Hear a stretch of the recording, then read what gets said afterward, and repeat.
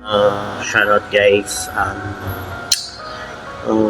kanang saan diay uh, sa bahin sa gugma sa Ginoo, kinahanglan pa ba magbuhat og pasa or magbuhat og sala ay ka maayo pasaylo sa Ginoo.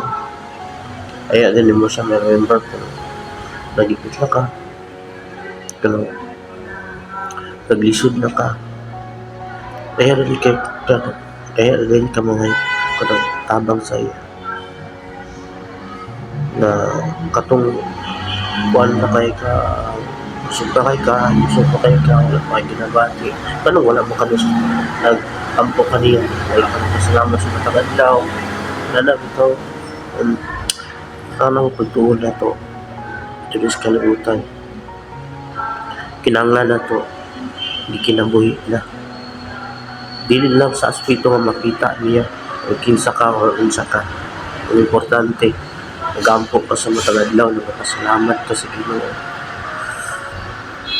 Kaya ko, bahin sa ko inuon, dili yung perfecto nga tao, pero ako lang ga storya sa inyo ha. Testing niya ang Ginoo.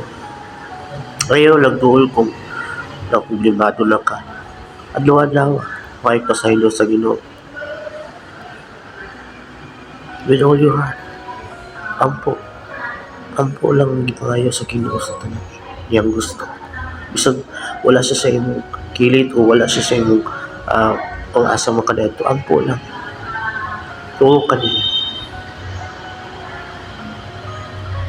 Kaya giingon sa Proverbs 3:5, trust in the Lord with all your heart and not let your own understanding. Kanang verse sa Proverbs. Saan basahon yung Proverbs guys? Magsabot kita kung ano. Basahan po ninyo ang John. In the beginning was the Word. And the Word was with God. And the Word was God. Ano siya daan? No? Kung basa tag Biblia, ato ginang kalabtang kinabuhi na to. Ato ginang sabton pag-ayo. Ako lang gina-share para po makakita mo sa akong kabaguhan. Nakita mo kung yun sa ko sa Ginoo. Yun sa ko niya pagpasabot ug sa tanan niya mga aswito. Basa mo dyan, so PM me, follow, like, and share. Salamat sa pagtanaw. God bless you and your family. Have a nice day. Tayo to sa tanan.